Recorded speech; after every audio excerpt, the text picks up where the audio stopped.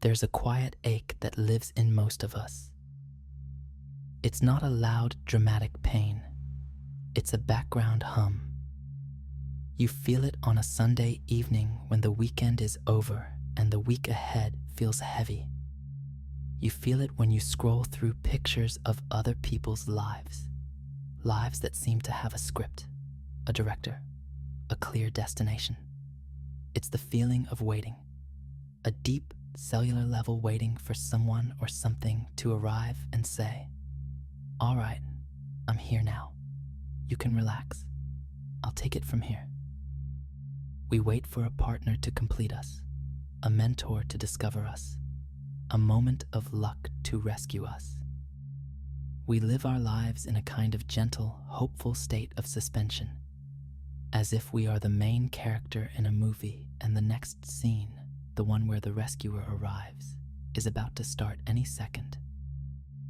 This feeling is so normal, so woven into the fabric of our stories and our dreams, that we don't even recognize it for what it is.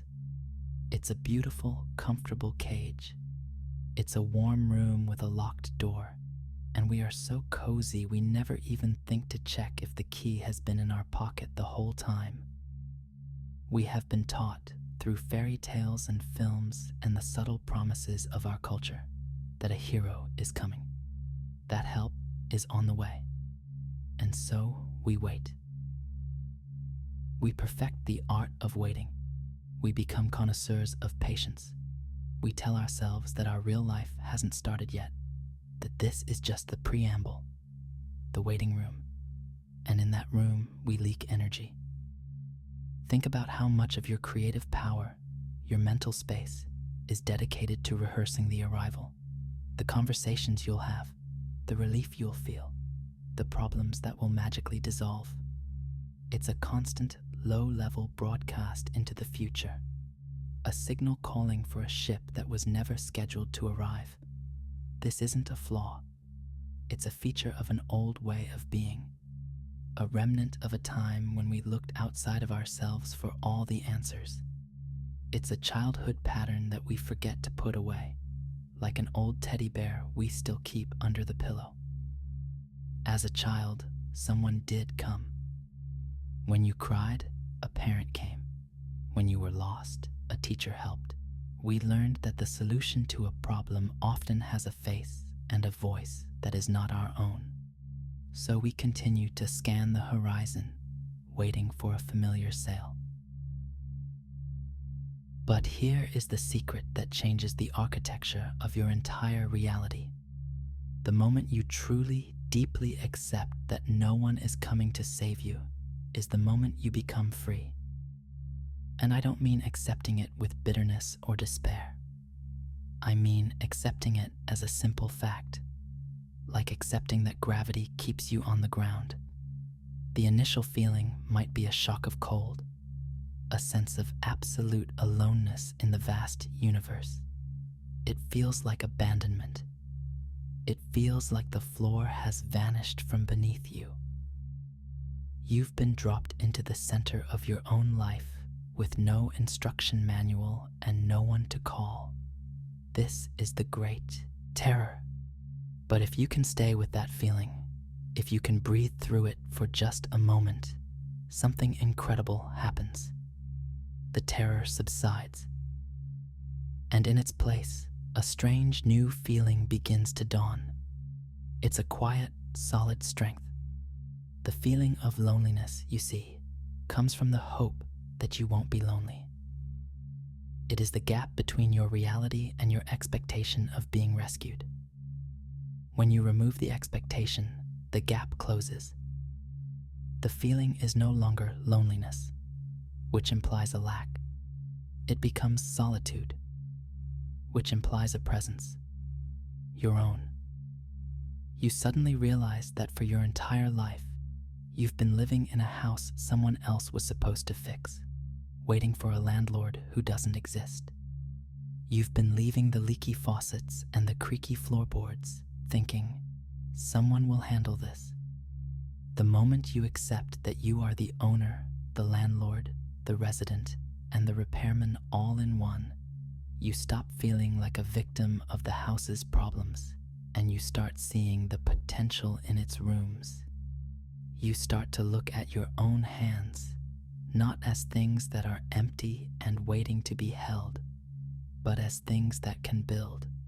The universe, the whole way things are set up, seems to be waiting for this specific realization. It's a key turning in a lock. Before this moment, you are a passenger. After this moment, you are the driver. The paradox is stunning.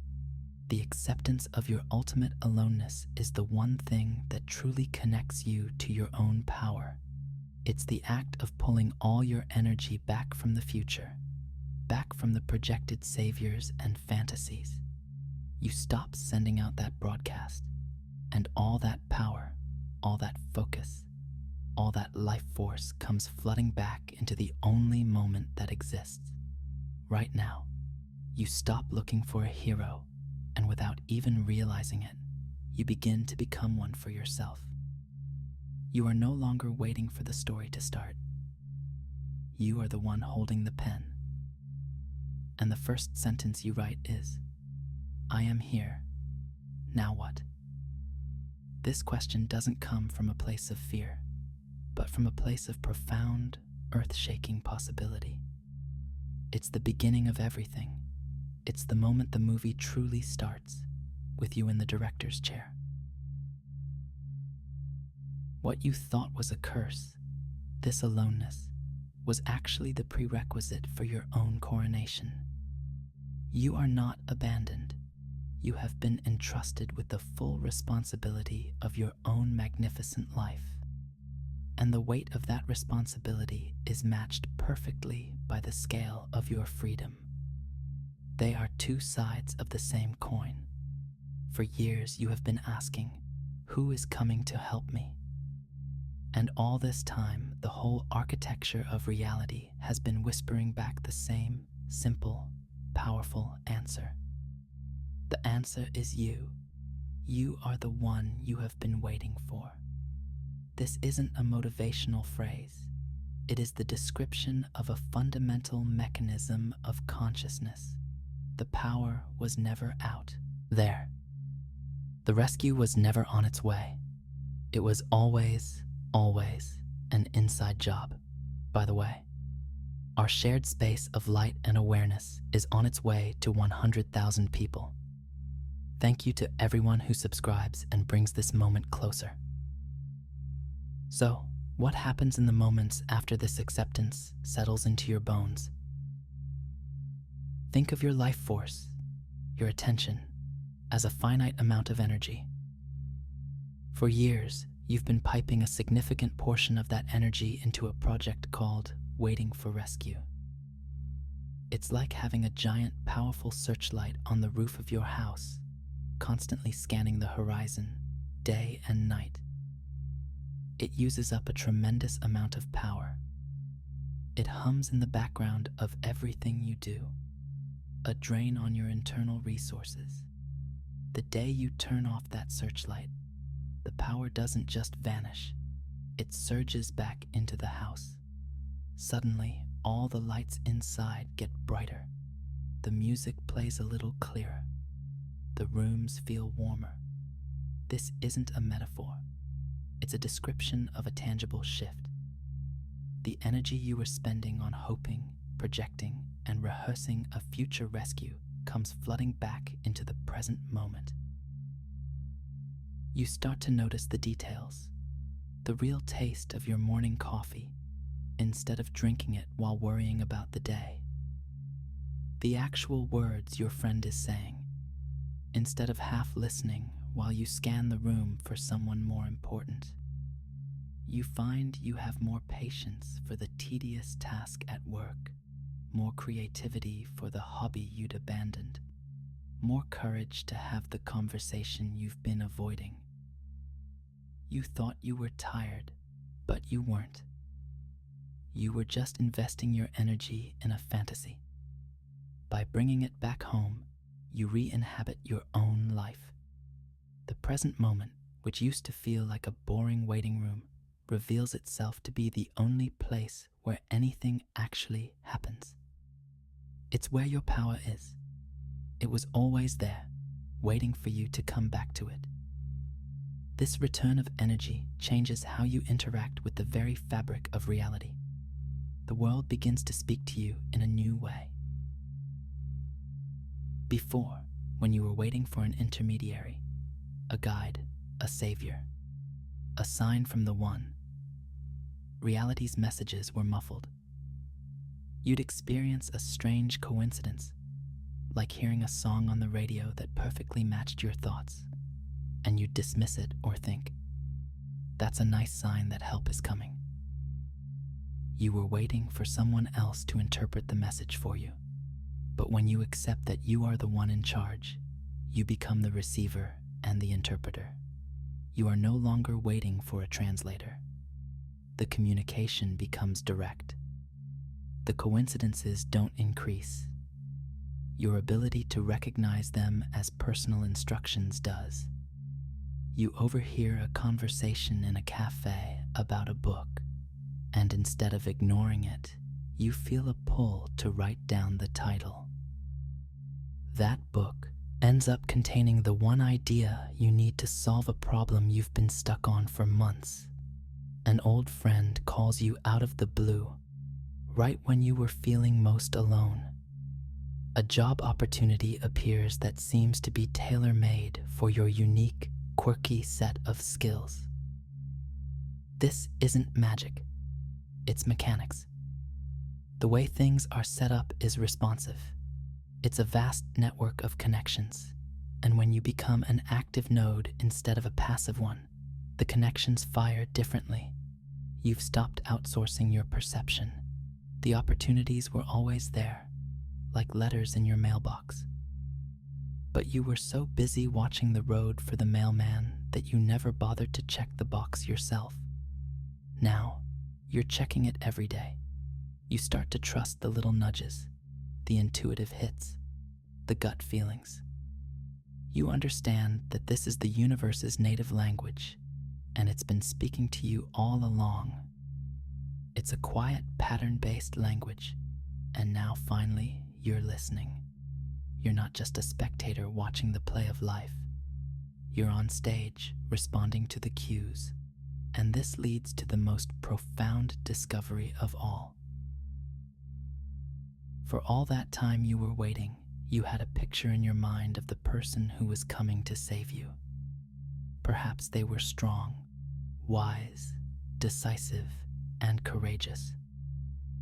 Perhaps they were gentle and compassionate.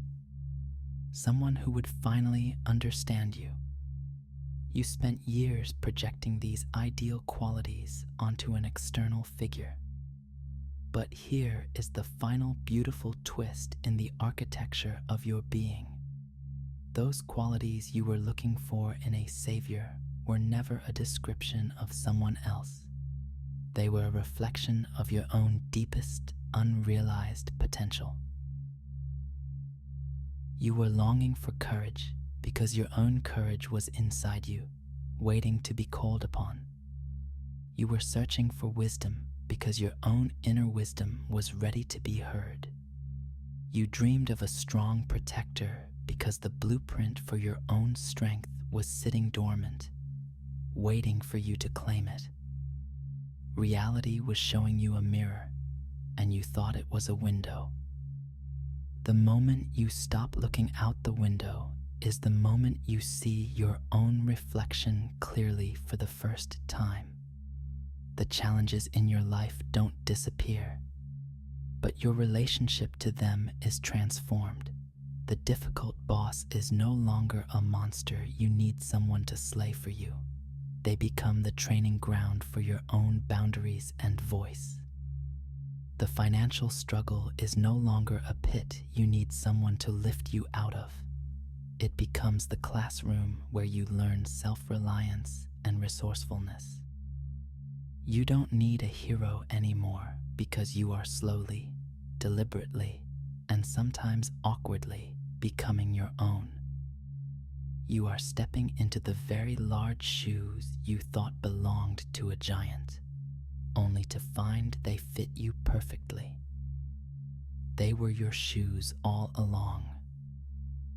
If this video changed something in you, write in the comments, "I am my own rescue." Write it as your promise. Nobody